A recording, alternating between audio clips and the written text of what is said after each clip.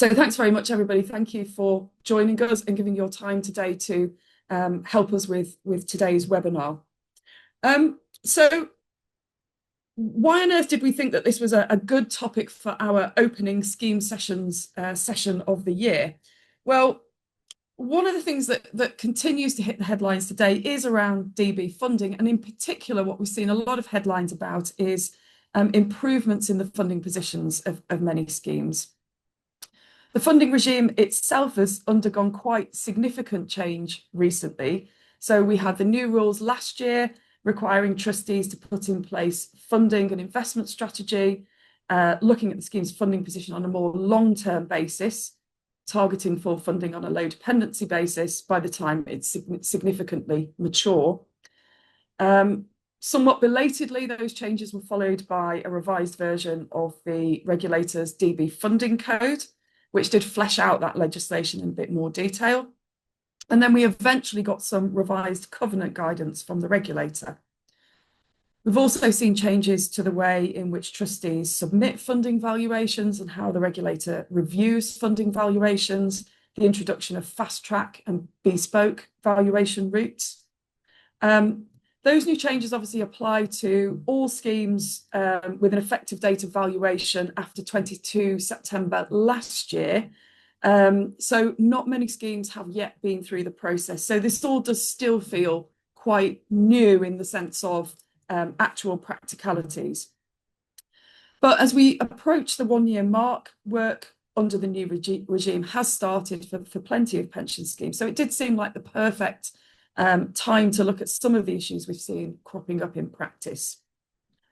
So what are we going to be looking at today? Well, first of all, Hannah's going to speak to the legal aspects of the DB funding regime. Then Kath will speak to the trustee point of view, and then we'll hand over to Laura for the actuarial perspective. And then I will pull together the questions that we've had in the Q&As, and we should have a bit of time to sort of look at those at the end of the session before we wrap up. And I'm looking for a prompt finish at 10 o'clock. So without further ado, I'll hand over to Hannah. Thanks, Hannah. Thanks, Liz. Good morning, everyone. Really happy to be here with you this morning for the first of our scheme sessions webinars. For those of you I haven't met before, as Liz said, I'm a legal director in the team here at Gowling, and my background experience is in advising both trustees and sponsors of occupational pension schemes in relation to all aspects of pensions law, including providing support to trustees and sponsors in their valuation and funding discussions. Now, as I'm sure you all know, we've had some very recent updates to the situation around DB funding. And so in a slight change to the build schedule, I'd like to spend just a few minutes this morning talking through the key provisions in the new pension schemes bill, which are relevant to DB funding. So hopefully that will be helpful for those of us who haven't had an awful lot of time to start digesting the detail of that yet. I'm then going to go on to share a few observations about the legal issues which we've been seeing in practice since the introduction of the new funding regime. So starting with the Pension Schemes Bill, this was laid in Parliament last week on the 5th of June, and it contains some rules to the changes, some changes to the rules around repayment of surplus. To put that in context, under the current legislation, surplus can only be repaid to an employer from a scheme that is not in winding up if first, there is a power under the rules to do so, and secondly, before the 6th of April 2016, the trustees passed what was called a Section 251 resolution preserving that power. Surplus can also currently only be repaid if it exists on a buyout basis, as certified by the scheme actuary, and even if those requirements are met, the process for repayment is quite long and difficult to work through. In particular, trustees need to satisfy themselves that repayment of the surplus is in members' best interests, and that's a provision that's currently set out in the legislation and can be a difficult conclusion for trustees to reach. And so as things stand in our experience, repayment of surplus from ongoing schemes is quite rare. So Chapter 2 of the new Pension Schemes Bill contains some provisions which seek to make changes to the existing surplus provisions in the legislation. However, the amendments which were published last week don't yet tell us the full picture or everything that we need to know about how this will work in practice. The government has said that they plan to consult on further regulations, setting out more details during the course of next year. And they currently expect all of this new law to come into force in late 2027. So there's a little while to go yet before we'll know exactly how this might work. Based purely on what's in the pension schemes bill, we do know that for ongoing schemes, the legislation is going to be amended to introduce a new trustee power, so that's a trustee power rather than an employer power, to modify scheme rules by resolution in two ways. Firstly, if scheme rules do not already have a power in them to repay surplus on an ongoing basis, a resolution may confer that power on the trustees, subject to any restrictions in that resolution, which again are determined by the trustees. Secondly, if scheme rules do already have a trustee power to refund surplus, the resolution will be able to relax or remove any restrictions that currently operate in relation to that power.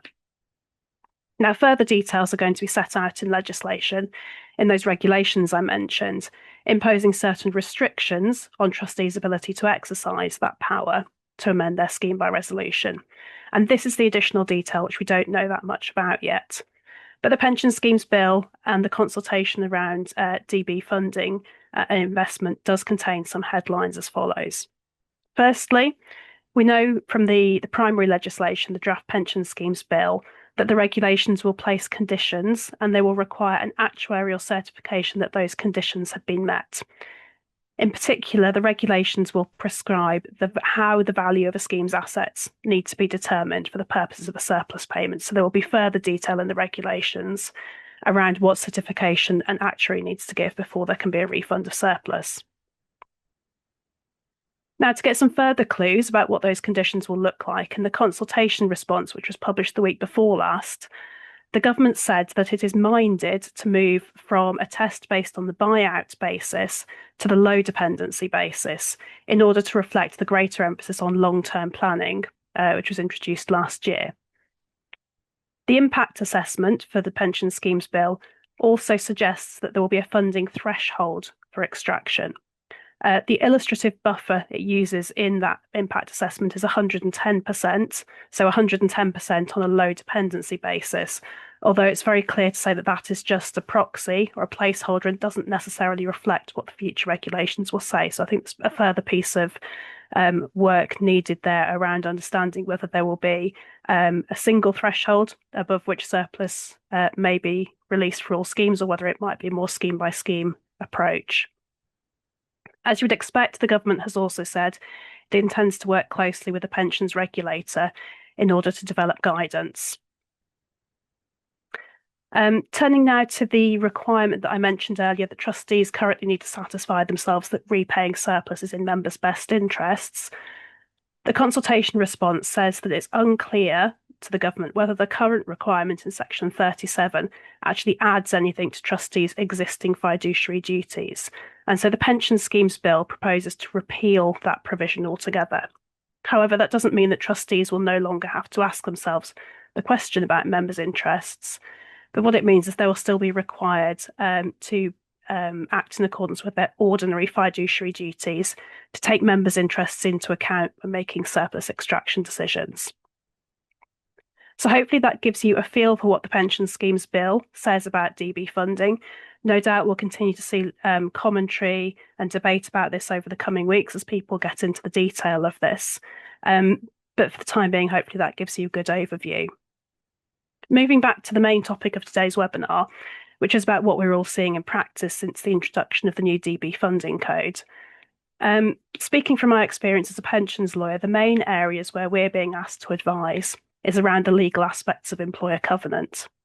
Now, as we all know, the regulator defines covenant as an employer's legal obligation and its financial ability to support a scheme.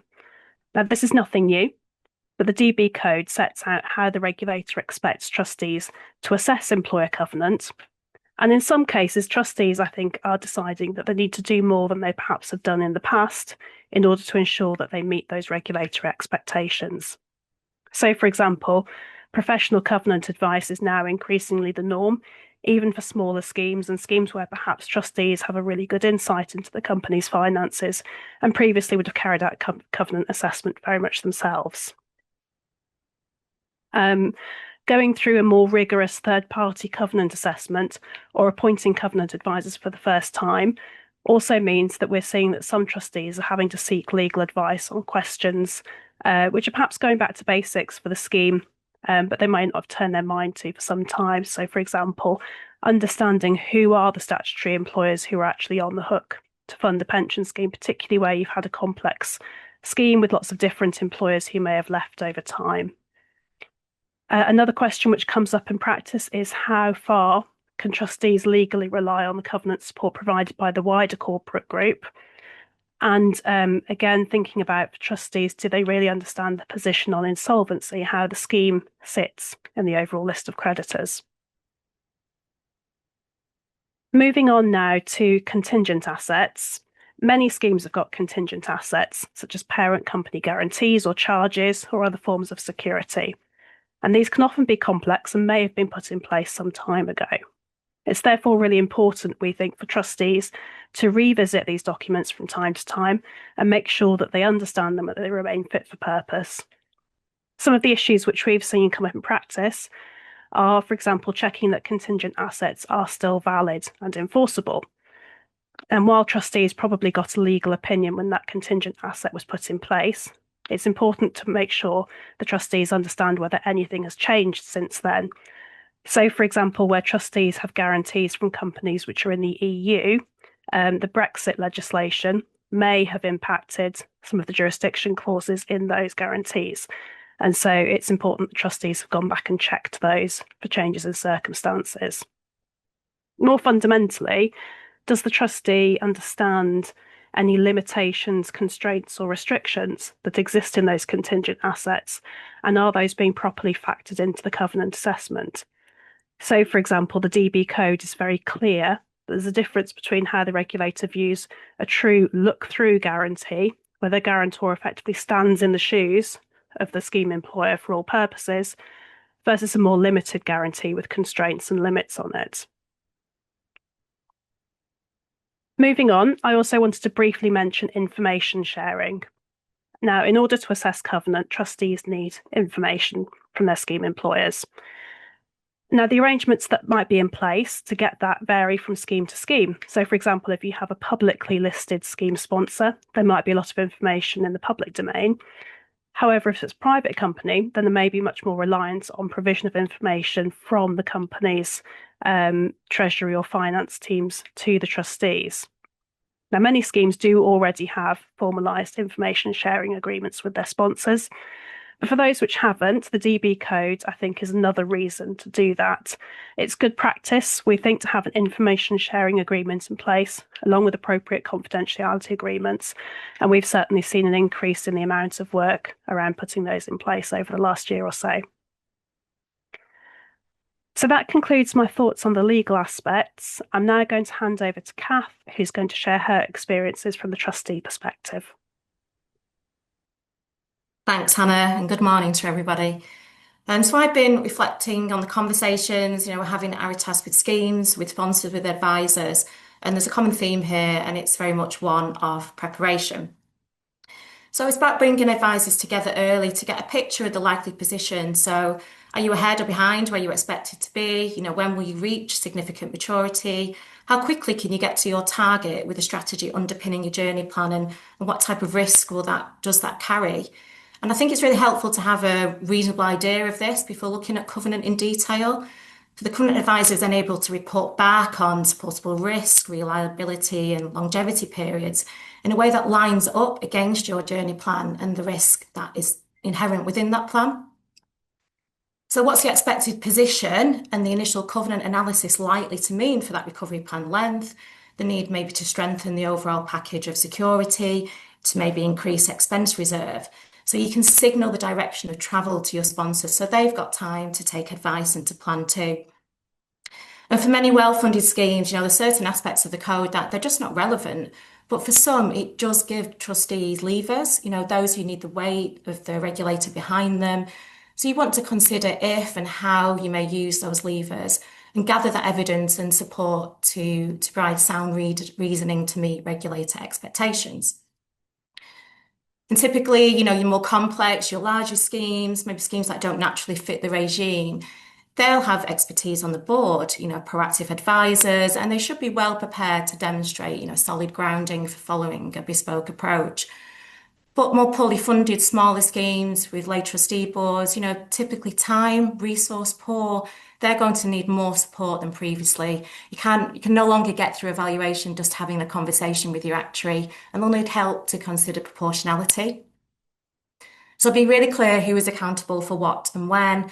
The information in the statement of strategy is material. I've heard it described as quite clunky, to fill out. So get teams talking to each other earlier to coordinate, deliver, and build in time to discuss that with the sponsor. Even if your valuation is not due until next year or even 2027, think ahead now for how actions that you take now are going to influence or even constrain your strategy in the future. So whether that be changes to investment strategy or covenant events, M&As, refinancing, what you don't want to do is store up problems. You don't have to go back to your sponsor to say, that guarantee that we thought could be used to assess affordability just isn't now worth what we were led to believe, what we thought it would be. Achieving the best outcome, the right outcome is always going to be first and foremost. Agree a strategy that works for your objectives and then make it work from a compliance perspective. Then decide whether that means fast track or bespoke. So essentially don't let the tail wag the dog. And there's nothing to fear from bespoke. I think we all know that, as long as you can reason and evidence and justify your approach, you don't need to compromise strategy. You don't need to go for something that's suboptimal just to tick that box. You want to avoid getting covenant in a vacuum. It's likely to be an iterative process. And if you can't marry your objectives with covenant metrics from your base level analysis, then you'll need to go back to those objectives and refresh and review as needed.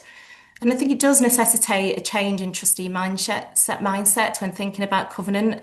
Ratings have always been something that we've anchored ourselves to and understand, why there's still that desire to have that comparability. But we can't cling to that because we now live in a world of different metrics. And some areas that we've seen it as challenging, guarantees, start those conversations around guarantees early. Many trustee-sponsored advisors, we all will have experienced some pain in those original negotiations for guarantees that have been in place for some time. And now faced with going back to say, they no longer potentially offer the value you thought they did. If your covenant is reliant on that guarantee, plan what you need to do now, even if your valuation is still some way off. And this is something every scheme needs to take their own advice on, but from discussions that I've had with covenant advisors, guarantees need to be all monies, evergreen, and have an affordability clause for them to be looked through. And pushing that conversation up the chain to the parent, is somewhat challenging, should be expected to be challenging, and will take time to have those discussions. So very much need to factor that in. I would say don't compromise strategy. We all know fast track is not the target. It will raise some challenges, I'm sure, for trustees and advisors to defend strategy. But the code was essentially, in my mind, designed to solve a problem that for many schemes no longer exists. So focus on objectives and not just anchoring to the fast track. And it's a whole package, I would say, that should be balanced through the lens of the regulator. So, for example, in an immature scheme, targeting run-on, you could expect to push from a sponsor to push out relevant dates, to push out recovery plans. And that may be something to be able to get comfortable with if that can be balanced against strengthening of targets or other covenant enhancements. And finally, there are schemes, of course, that remain not to be a natural fit. So whether that be regulated industries, look at covenant very different from your typical sponsor, look at balance sheet capacity for supportable risk, or whether that scheme's open to accrual. And of course, there's still many poorly funded schemes out there where covenant just does not support the investment risk. But without that, without a longer recovery plan, without some risk for asset returns to do the heavy lifting, they may never ever get to a well-funded position. So we do need to look for sensible outcomes. And I think this goes back again to engaging early, planning with your advisors for the specifics of your situation and the evidence you'll need to support your strategy. And I will hand over to Laura. Thanks, Kath. Good morning, everyone, and thanks very much for having me. I was asked to share some perspectives from working with schemes on their initial valuations, sort of coming at it from I guess, a sort of scheme actuarial perspective. And there was a couple of points that I wanted to draw out. Firstly, sort of wanted to underscore some of the points that Kath has made around the benefits of bringing together your funding, investment and covenant advice early. There's then a couple of things that I think are worth noting around assumption setting, and particularly the sort of expense reserve requirements. And then, yeah, it comes sort of back to fast track versus bespoke, and this idea that certainly, strategy should drive approach rather than sort of compliance approach constraining strategy. So starting with the benefits of sort of joining up your actuarial investment and covenant advice. Certainly the new funding regime requires the process to be much more integrated. As Kath said, even for some schemes that are very well funded, there is an additional governance burden, and it's how that you manage and navigate that.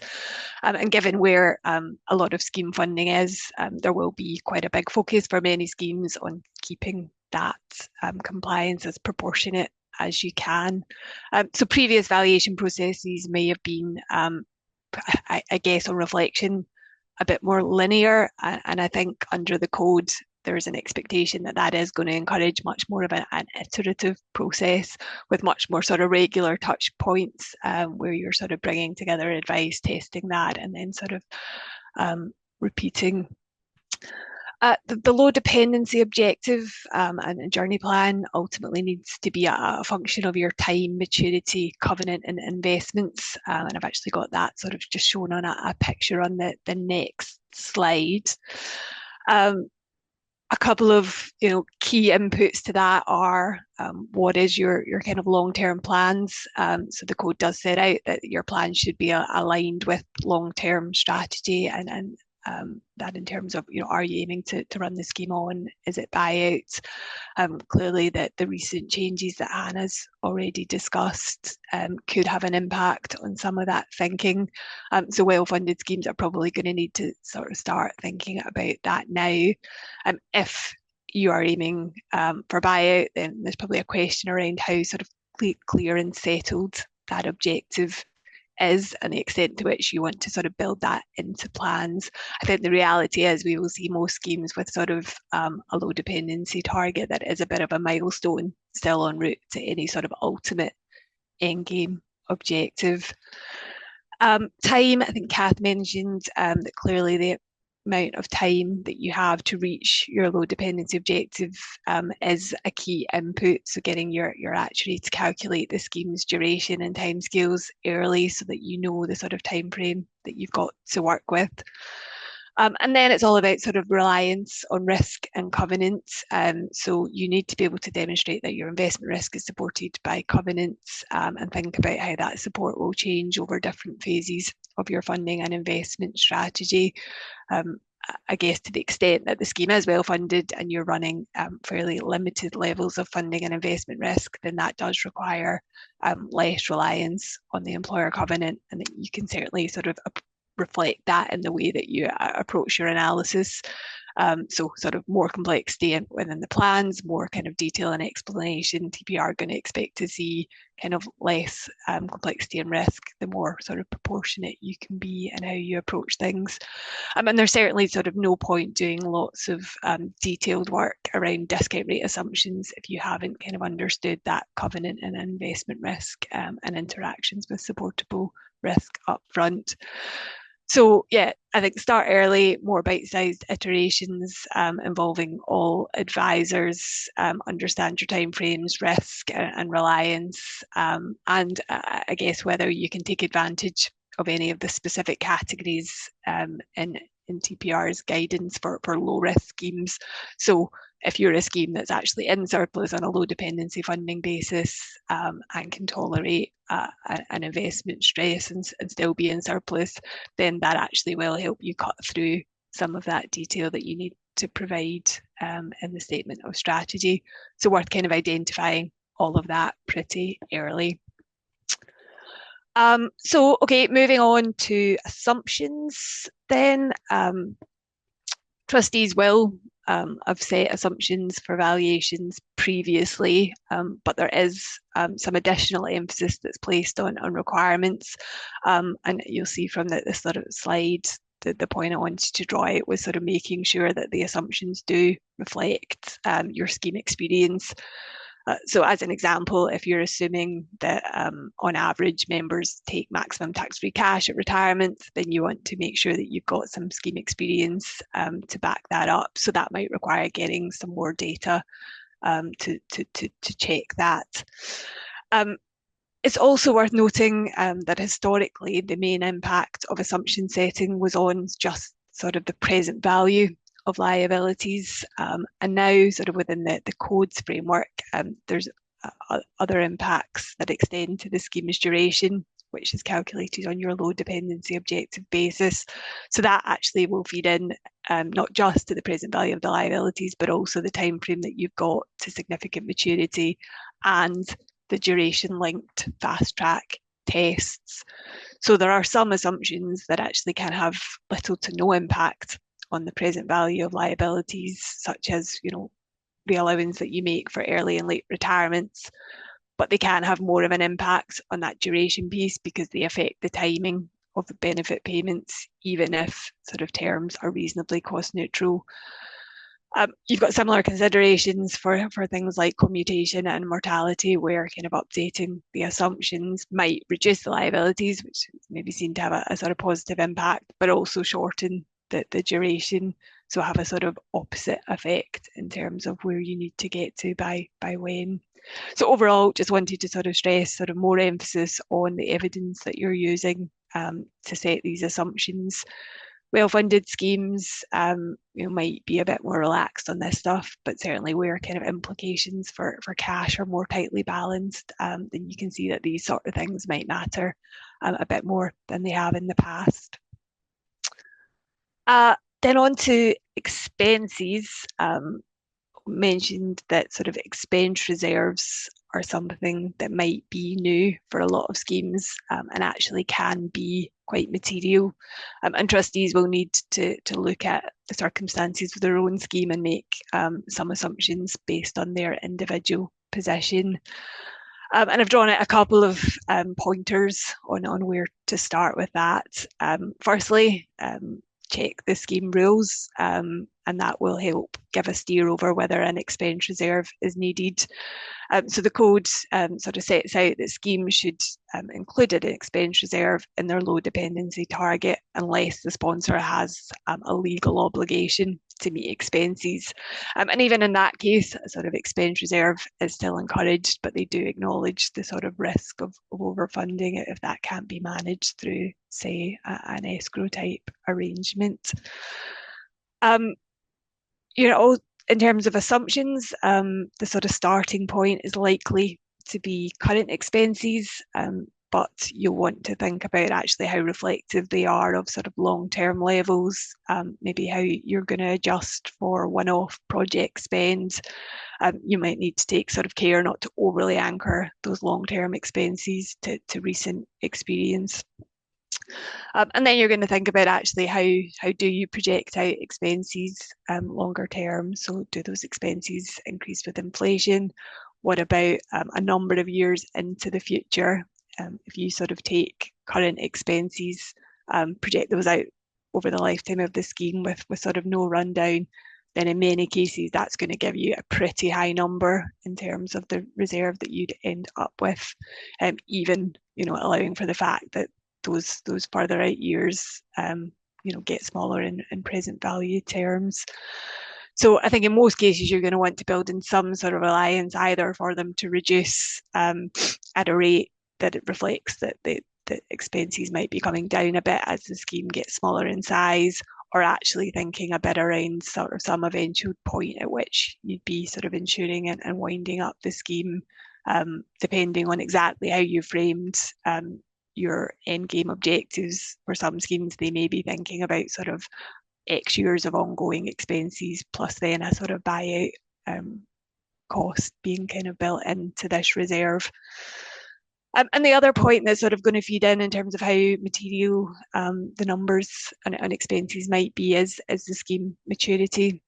So the starting point is to think about reserving for all non-investment expenses that are expected kind of after the point of significant maturity.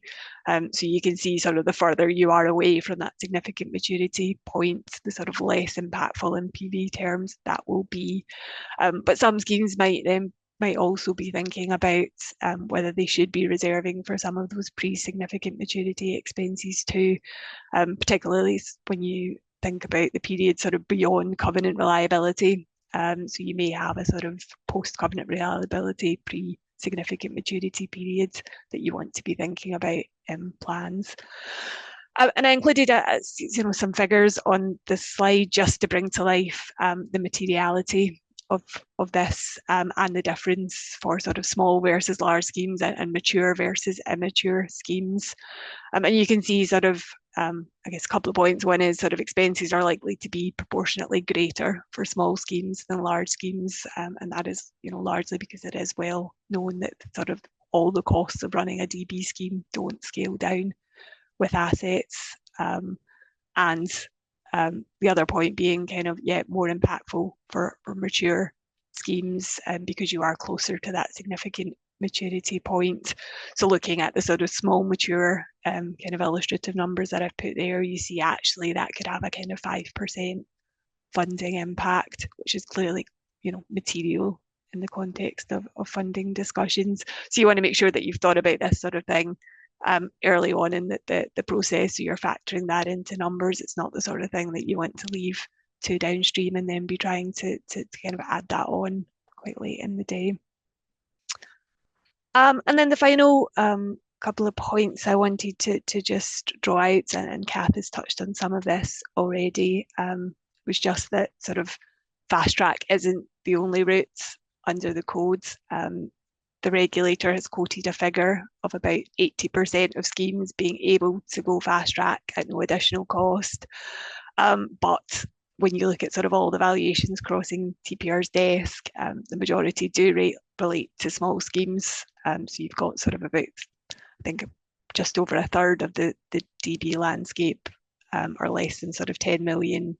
Actually, sort of 80% of the 5,000 odd schemes are less than 100 million. So depending on kind of where schemes sit, I don't think it's not going to be sort of 80% potentially at that bigger end. And just because 80% of schemes can go fast track doesn't mean that 80% will. Bespoke is a sort of equally valid route, and there can be lots of good reasons why a scheme would opt to go down a bespoke route. A lot of schemes will already have plans in place to get to some sort of low dependency objective, and certainly the funding code shouldn't mean that you need to sort of rip up plans and start again. In most cases, those schemes are going to be in a pretty good place to demonstrate a solid grounding for a bespoke approach. I think it's fair to say maybe, some of the very first schemes sort of looking at valuations, there maybe is a little bit of sort of trepidation around not wanting to be on the radar for very onerous engagement with TPR.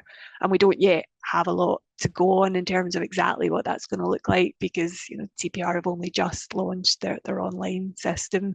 So we haven't quite seen, how they intend to engage. Although they are trying to put out some positive messages around using the data that schemes submit through that system in the first instance, and not necessarily signposting that in all cases they're going to engage more actively or come back and ask for lots of extra information. But certainly, I think that is a consideration.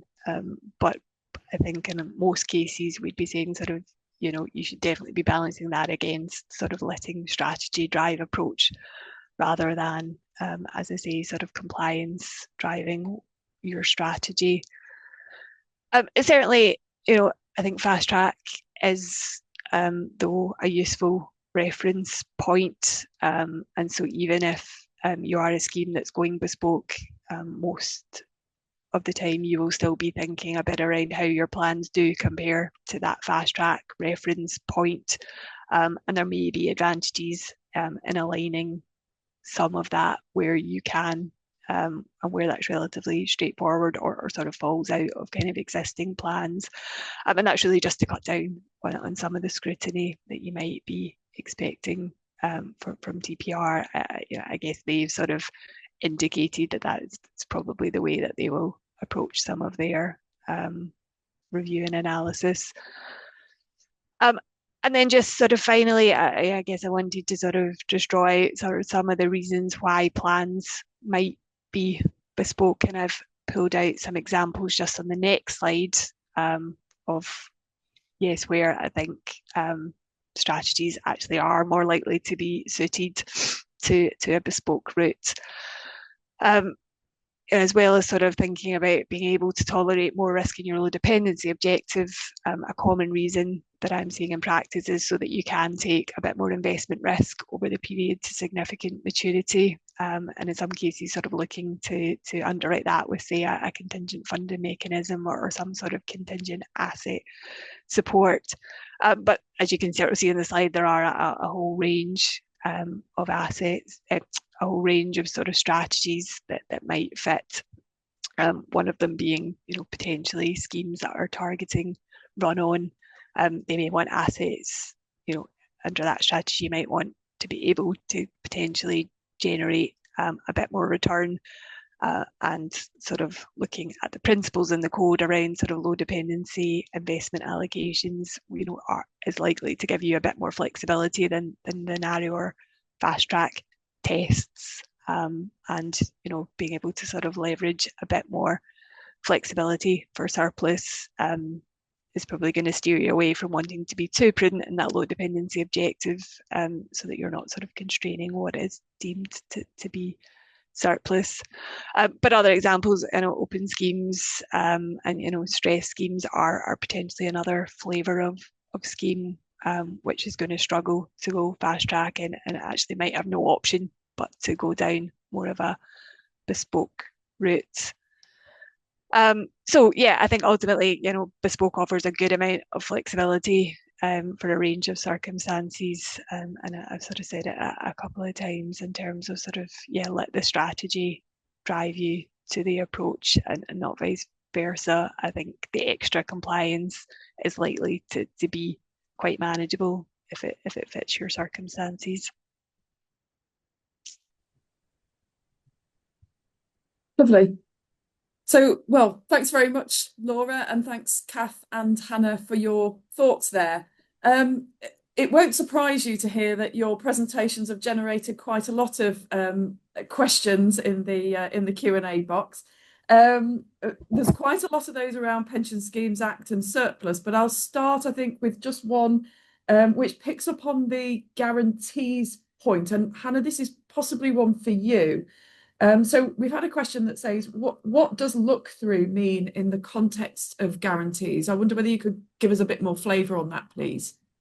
Yes, thanks, Liz. So if you remember when I was talking about a look-through guarantee, these are guarantees which the regulator views as being strong enough that the trustees can rely on the covenant support of the guarantor in place of the sponsoring employer. So effectively look through to perhaps the wider group or the parent company.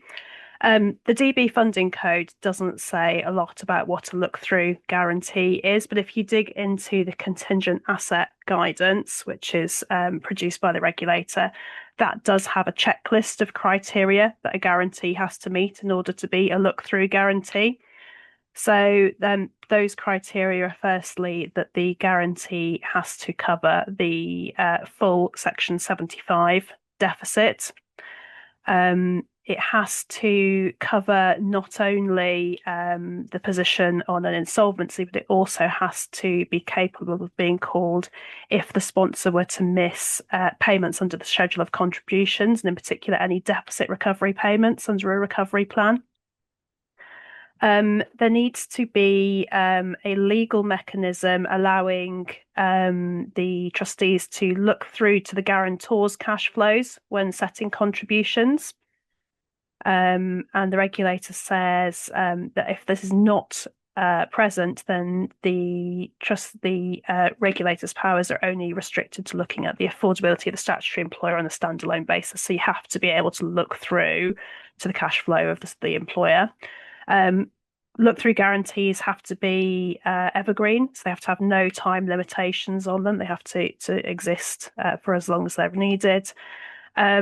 The next one is a bit subjective, but the regulator says that the guarantee has to contain no onerous conditions that could compromise either the regulator or the trustee's ability or powers under the guarantee. So I think that's a question where legal advice will be helpful to understand whether there are any onerous or unusual provisions in guarantees.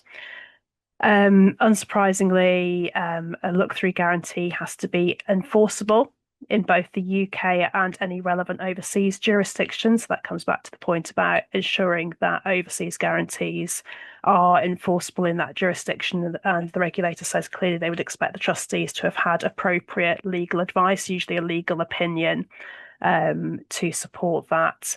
And finally, the regulator also throws in that they would expect you to have an information sharing protocol. And that's one of the reasons why I think formal information sharing protocols are becoming more common. So it is quite an onerous list of requirements, but it's helpful, I think, that there is that checklist that you can work through for your scheme.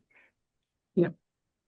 Thanks, Hannah. Thanks. That's helpful. I'll move on, I think, because we've had quite a lot of questions around the pension schemes bill and particularly around use of surplus. So it'd be good if I could sort of cover as many of those as possible in the sort of 10 minutes or so that we've got left, because that seems to be something that people are really interested in. I'm not sure whether this is one for Kath or Laura or possibly both of you, but we've had a question about now the government has kind of made clear what its plans are around surplus and use of surplus. Do you think schemes will look again at their end game and where they're going? Do you think they might be more or perhaps less minded to run on and build up surplus? Shall I offer a few thoughts first? So I think these are conversations that trustees have already been having to some extent, in anticipation of the bill and sponsor conversations to come. And I think any decision needs to be a conscious decision. You shouldn't be sleepwalking into any one strategy. So certainly welcome having these conversations and the flexibility that they provide. It does give pause for thought to reflect on objectives, and in a run-on scenario particularly, you want to be thinking about what that long-term target is, given that surplus release is linked to low dependency. And for those schemes in those scenarios, what does that low dependency look like? It is a figure we know. I guess we never really truly know buyout until you get to the point of going to the market.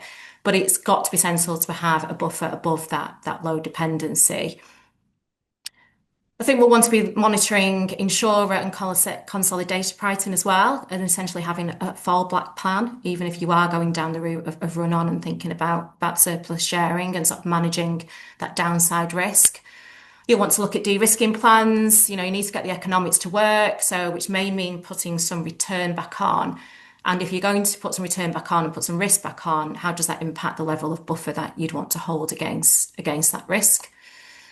The smaller end, I think, unlikely, to change engage plans, possibly for risk transfer and, ensuring consolidator options. But it is a specific decision, and again, it's about having a proactive conversation around that. There's a minimum level of cost and resource involved, which tends to point to circling back round to those endgame plans at the smaller end still being the right path for them. But it will differ depending on the relative size of the sponsor to the scheme. And finally, just thinking about sort of setting those strategies, I would say a traditional sort of gilt plus basis, I think, would likely be a bumpy journey when trying to plan for surplus release. Run-on lends itself to more to an asset-based discount rate, and that's something I'd be keen to explore in those scenarios, and I'm sure something that Laura has some thoughts on as well. Yeah, happy to sort of chip in a few thoughts, Kath. And you've covered a lot of ground there. Would sort of totally agree in terms of seeing kind of experience being that sort of trustees and sponsors are taking a pause to sort of digest the changes and think about whether that does impact endgame plans. You've touched on, you know, a lot of the factors that I would see feeding into those conversations. So the scale of the scheme, the sort of, you know, the potential to have the sort of right economies of scale for run-on, the risk appetite, the covenant support, you know, governance, whether you actually have that governance appetite to run a scheme on for another sort of 10, 20 years.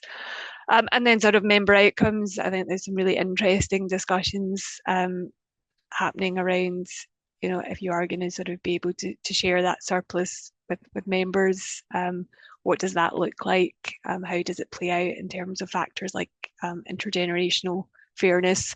There's clearly a balance around the sort of thresholds at which you would start to release surplus, and then the pace at which you sort of do that will you know, make an impact in terms of what different members get, and that's the sort of analysis that, you know, we're starting to look at with schemes as they sort of turn some attention to developing these sort of frameworks. I think more generally in terms of sort of funding codes, valuation discussions, I think actually that the funding codes, because it does require trustees and sponsors to sort of set down some of these long-term plans, I think that potentially will sort of get people round a table and sort of actually sort of galvanise some of these discussions if they haven't happened already. I think a key point is that you probably don't want to be sort of locking in funding and investment plans now in a way that's going to sort of restrict that future flexibility, even, you know, though this sort of statutory override power might be still a number of years off, and the government's sort of consultation is signposting 2027. But I think ideally, if you're sort of setting plans now that will be flexible enough to accommodate a surplus sharing framework, then that is ideal. And you mentioned, Kath, I guess the attractiveness of using a sort of more dynamic discount rate approach, and I would definitely agree. It was sort of one of the boxes on my bespoke slide was sort of acknowledging sort of dynamic discount rates fit a bit better than sort of the gilts plus world that Fast Track sort of pulls you into. So certainly the funding code does support the use of a more sort of asset-backed discount rate approach, where you can sort of base that on the asset return on cash flow matching assets. So, you know, kind of the advantage of that being sort of, you know, taking credit spreads as an example, if those widen, the value of your assets reduce. If you're sort of in a gilts plus world, then that has sort of funding deteriorating. Under a more dynamic approach, then actually it will make the scheme's funding position much less sensitive to those sort of short-term asset movements. And, you know, arguably, if you are holding assets with more of a long-term view and you're holding those assets through to maturity, then you are a bit less worried about some of that short-term mark-to-market volatility. And you know, I think for sponsors, you know, those sort of funding approaches that will reduce the chance that you need to sort of call on extra cash will be pretty attractive. So yeah, I think for schemes that are thinking about run on, then that sort of asset backed approach will definitely be a key consideration. Great, thanks both for your thoughts on that one.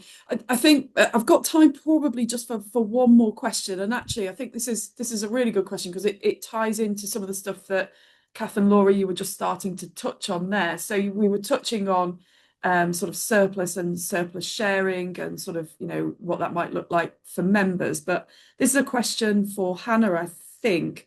We've had a question about whether you think that the government is going to actually mandate what surplus can be used for. We were talking very much there about, you know, this being within the trustees' gift to negotiate, but I'd be interested in your thoughts on that.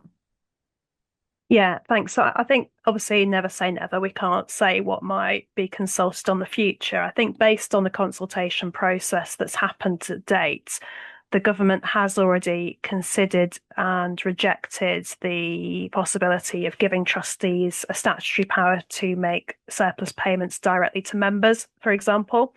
and they instead decided to give trustees a power to share surplus in a way which is consistent with and can be exercised in accordance with their existing overriding fiduciary duties as trustees. And I think the government has also not suggested explicitly that it wants to set any rules out in regulations about how surplus must apply. And I think that would actually be quite difficult to draft, because it must be a very scheme by scheme and employer by employer decision as to what surplus could reasonably be used for. You'd want to look, for example, about how that surplus had arisen, who the members of the scheme are, whether the employer still has a significant workforce that they might want to apply that surplus for the benefit of, say, funding future pension contributions for those future employees.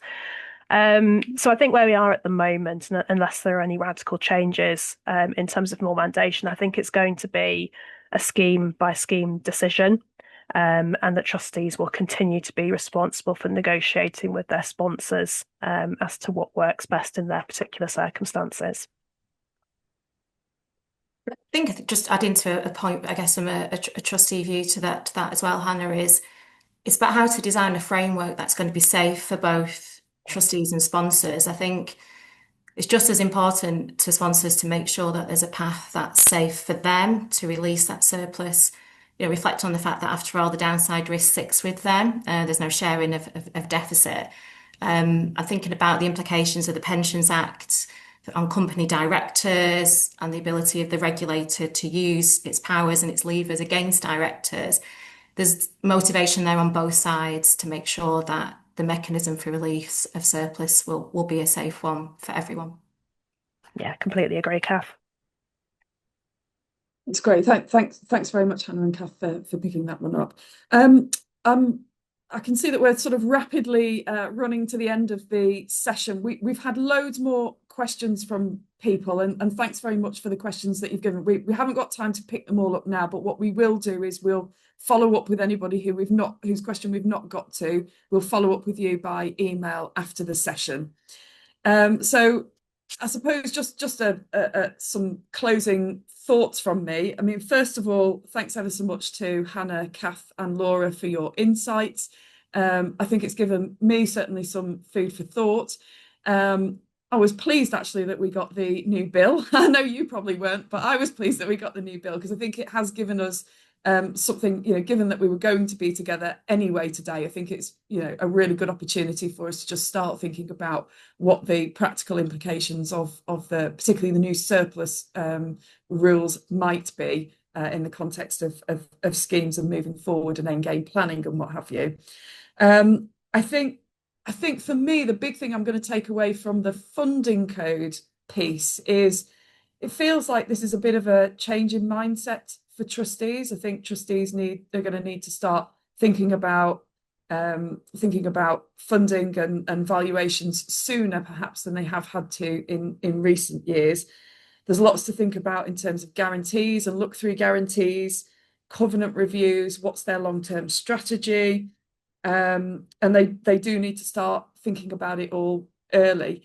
I thought it was really helpful to see some of the examples that Laura put up around, when bespoke might be applicable to schemes. Certainly from my point of view, I thought that was really, really helpful. So thanks very much for that, Laura. And on that note, I will just finally say thanks again to our speakers. The session will be followed with a feedback form, which we will send to you. I'd be really grateful if you could fill that in and return it to us. It will help shape our future sessions, and it's good to know what people are interested in and what they would like to hear us talk about. And then the final thing is just to look out for the invite to the second Scheme Sessions webinar, which will be on its way. Thanks very much, everybody. I'll see you soon. Thank you.